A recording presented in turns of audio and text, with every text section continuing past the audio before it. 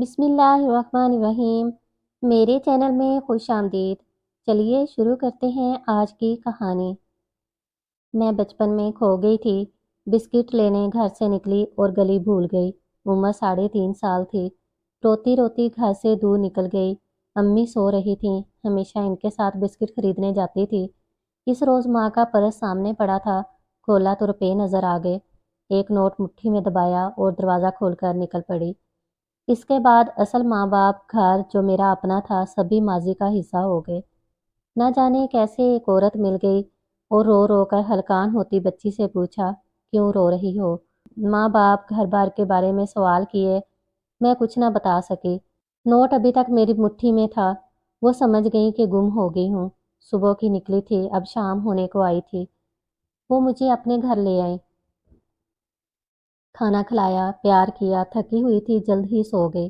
صبح اٹھی تو نہ وہ گھر تھا، نہ وہ آنگن جہاں رہتی اور کھیلتی تھی، اور نہ وہ صورتیں تھیں جو اس گھر میں میرے ساتھ ہوتی تھیں۔ رفتہ رفتہ ماں باپ، بہن بھائی بھلا دیے۔ مجھے اپنے ساتھ لانے والی نے یقیناً میرے ماں باپ کو ڈھونڈا ہوگا۔ میں نے اپنا نام روشی بتایا، اصل نام کیا تھا وہ بھی نہ یاد رہا۔ ان نئے لوگوں کے گھر میں گویا میرا دوسرا جنم تھا۔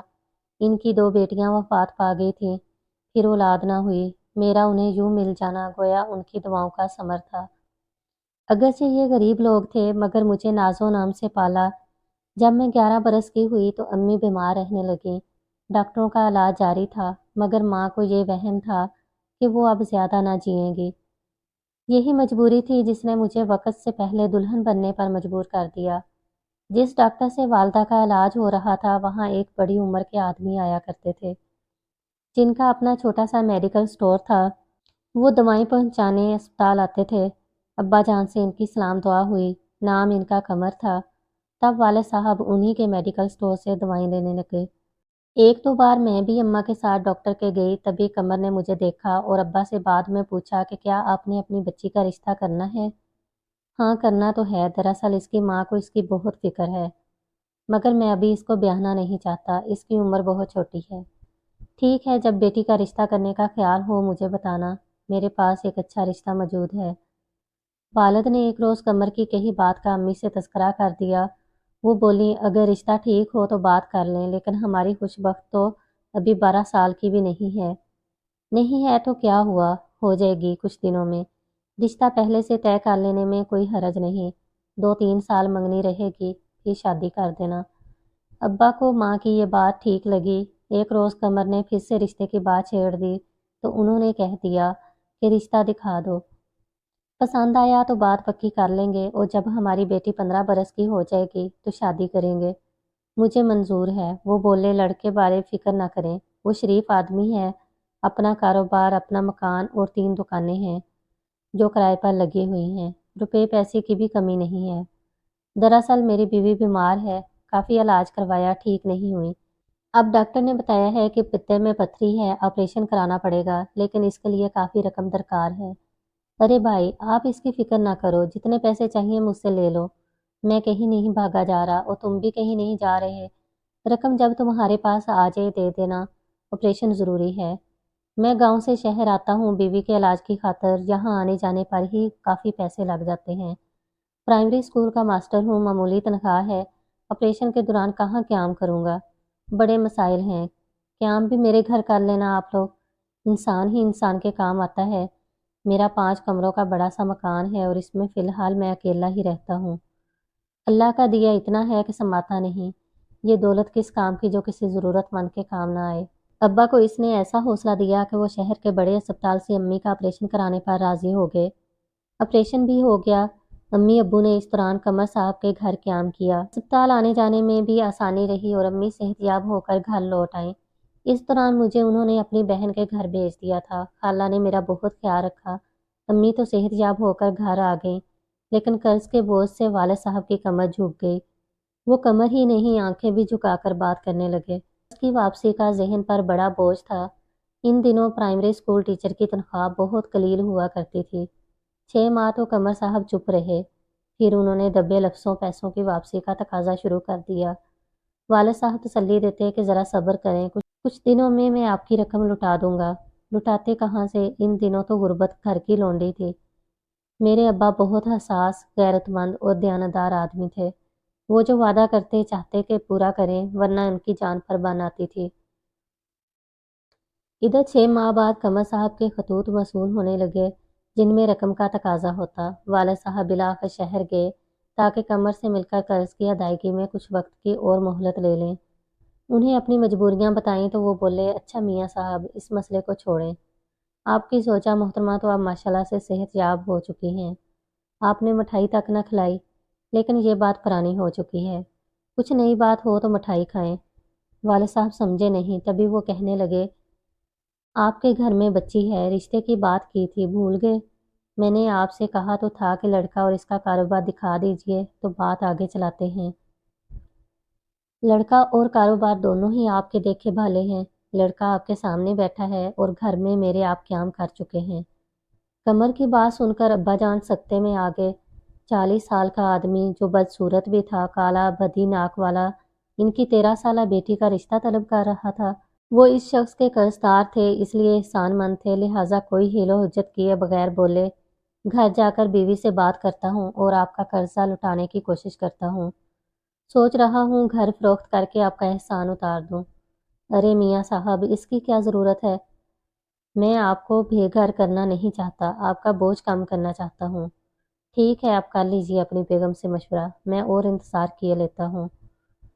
वालिद घर आए तो इस तरह जैसे किसी ने बदन से ताकत खींच ली हो। ठीक तरह से चल नहीं पा रहे थे।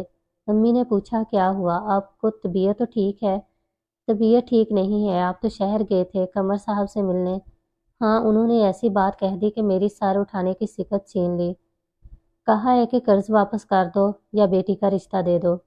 सोच रहा हूँ ये घर बेचकर कर्ज चुकता कर दूँ। कैसी बात करते हो? सर पे छत ना रहे तो क्या दरबदर होना है हमने बुढ़ापे में? बेटा तो पहले ही अल्लाह ने नहीं दिया, घर भी ना रहेगा तो क्या सड़क पर बैठेंगे? इज्जत से रूखी सूखी खाकर सर तो छुपाए हुए हैं, और बेटी भी आखिर ब्याहनी है। आज नहीं तो कल कमर इतना बुरा भी नहीं है, बस जरा शक्ल दबती है। इसका कारोबार है, रुपया पैसा है, हमारी बेटी ऐश करेगी, और क्या चाहिए? ऐसे रिश्ते किस्मत वालों को मिलते हैं। खानदान में कोई एक आध रिश्ता निकल भी आया तो सभी लोग गरीब हैं। यहाँ भी इस बेचारी ने मुफलसी देखी है और आगे भी यही सुगात जहेज में लेकर जाएगी। अरे मियाँ, कमर को हाँ कहो, कर्जे का बोझ भी ना रहेगा और बेटी भी खुशहाल घर में आबाद हो जाएगी।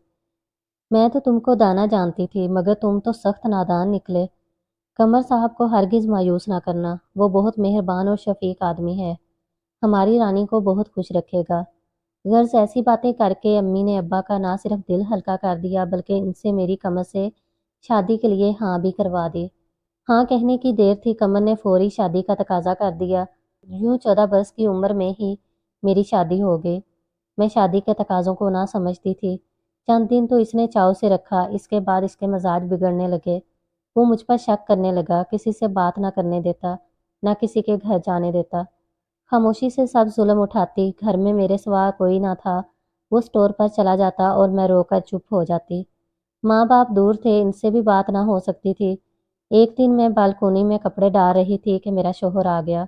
कोई शख्स गली से गुजर रहा था। कमर ने गली में झांक कर देखा और पूछा, बताओ ये कौन था? मुझे क्या पता कौन था, कोई राहगीर होगा, ऐसे तो लोग रोज गुजरते रहते थे। कमर ने अगला सवाल किया कि सच सच बताओ, कल जब मैं माल खरीदने कराची गया हुआ था तो रात तेरे पास कौन आया था? मैंने जवाब दिया, कोई भी नहीं। इस पर इसने चाकू निकाल लिया और इतना डराया धमकाया कि मैं खौफ से बेहोश हो गई। मुझ पर जो भी गुजर रही थी तनहा झील रही थी। फ़ोन घर में ना था, वालदैन को ख़त लिख नहीं सकती थी क्योंकि मुझे इसकी इजाज़त नहीं थी। मेरा शोहर कापी के सफ़े गिन कर रख जाता था कि इसके पीछे किसी को ख़त ना लिख सकूं। इधर मैं अकेली घर में डरती रहती थी। मैं डर कर बीमार हो गई और 3 दिन खाना ना खाया। तब इसने मुझे कहा कि चलो वालदैन को ख़त लिख दो। मैं जल्दी से ख़त लिखने बैठ गई। मैं समझी वो ख़त खोलकर नहीं पढ़ेगा, तभी ख़त में सारी बातें लिख दी। लेकिन इसने खत खोलकर पढ़ लिया, मेरी खूब मरम्मत की और खत फाड़कर टुकड़े टुकड़े कर डाला। बोला, जो मैं कहता हूँ वही लिखती जाओ। दिल खून के आंसू रो रहा था और मैं वो लिख रही थी जो वो लिखवा रहा था, कि मैं बहुत खुश हूँ, मेरा शोहर मेरा बहुत ख्याल रखता है اور فی الحال ابھی میں آپ کے پاس آنا نہیں چاہتی۔ خط لکھوا کر وہ سو گیا، تبھی میں چپکے سے اٹھی اور ایک پرچہ لکھ کر لفافے میں ڈال دیا، جس میں لکھا تھا ابا جان جلد آ کر مجھے لے جائیے، میری حالت خراب ہے، بہت پریشان ہوں۔ میں نے لفافے کو پھر سے بند کر کے جہاں رکھا تھا وہیں رکھ دیا۔ میرے شوہر نے لفافہ سپر ڈاک کر دیا تو میں نے شکرانے کے نفل پڑھے کہ خیریت گزری، جو اس کو خبر نہ ہوئی۔ اس کے 8 دن بعد ابا جان آ گئے۔ جب انہوں نے گھر میں قدم رکھا تو میں نے لاکھ کوشش کی صبر سے بات کروں، مگر صبر کہاں، اس وقت تو مجھے سب دکھ یاد آ گئے اور جی بھر کر روئی۔ ابا جان ایک دن بڑی مشکل سے رکے، کچھ کھایا نہ پیا اور قمر سے کہا کہ اس کی ماں سخت بیمار ہے، بیٹی کو لینے آیا ہوں۔ قمر ابو کے سامنے انکار نہ کر سکا اور بولا کہ اس کو جلد واپس پہنچا دینا، اور اکیلے میں مجھ سے کہا کہ خبردار والدین کو کچھ نہ بتانا، ورنہ جان سے مار دوں گا۔ ماں نے جب میرے حالات سنے تو خوب روئیں۔ ابا سمجھانے لگے تو ان کے پاؤں پڑ گئے، بولی یہ میرا کیا دھرا ہے، جب تک زندہ ہوں میں اس کو اس ظالم کے پاس نہ جانے دوں گی۔ میرے دل میں بھی اب قمر کے لیے کوئی جگہ نہ تھی۔ 15 روز بعد جب وہ مجھے لینے آیا تو میں نے جانے سے انکار کر دیا، کہہ دیا کہ جان سے بھی مار ڈال لو تو اس کے ساتھ نہ جاؤں گی۔ وہ واپس چلا گیا اور وہاں جا کر مجھے طلاق بھجوا دی۔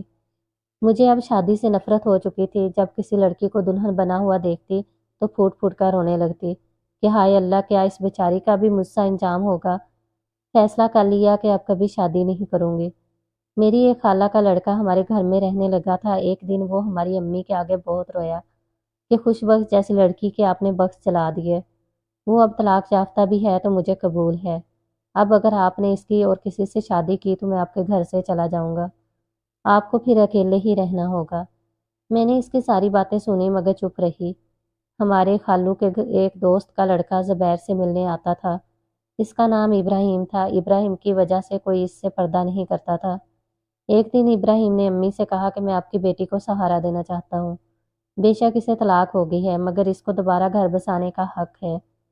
امی یہ بات سن کر چپ ہوئیں کیونکہ جانتی تھی کہ ابراہیم کی منگنی ہو چکی ہے۔ انہی دنوں زبیر کی امی خالہ بانو ہمارے گھر آئیں اور انہوں نے امی کو رضامند کر لیا۔ خالہ بھی غریب تھیں، لہٰذا کسی نے زیور جوڑوں وغیرہ کا مطالبہ نہیں کیا۔ 4 دن میں میری شادی کی تیاری ہو گئی۔ جس دن میری شادی تھی ابراہیم آ گیا۔ امی سے شکایت کی کہ میں نے خوش بخت کا رشتہ مانگا تھا اور آپ نے میرے آنے کا انتظار بھی نہ کیا۔ میں آپ کو بتا کر گیا تھا کہ صرف 15 دن کے لیے دبئی جا رہا ہوں۔ مجھ میں کیا کمی تھی؟ دبئی میں کاروبار سبھی کچھ تھا، مگر اگر آپ مجھے اپنی بیٹی کا رشتہ دے دیتی تو آپ کی بیٹی کو میں بہت خوش رکھتا۔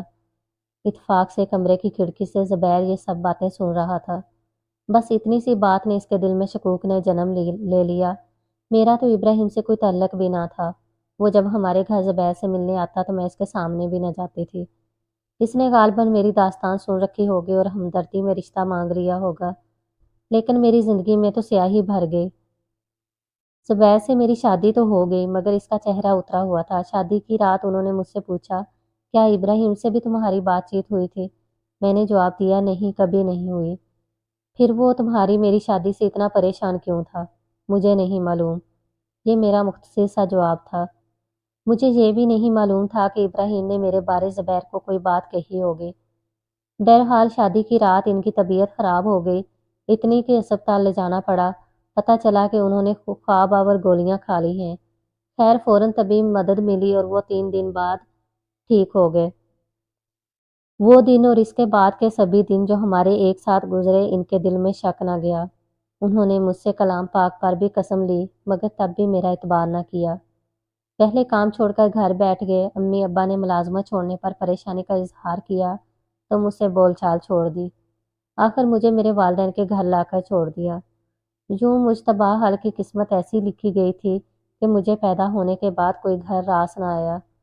والد وفات پا گئے، پھر امی چل بسیں اور میں انہی کے گھر میں تنہا زندگی کے دن پورے کرتی رہی۔ اب بھی وہی چھت میری پناہ گاہ، میرا سائبان ہے۔ خدا مجھ ایسی قسمت کسی کو نہ دے۔ اگر کہانی اچھی لگی ہے تو میرے چینل کو لائک کریں، سبسکرائب کریں اور بیل نوٹیفیکیشن کو پریس کر دیں تاکہ آپ کو سننے کو ملتی رہیں اس طرح کی نئی اور دلچسپ کہانیاں۔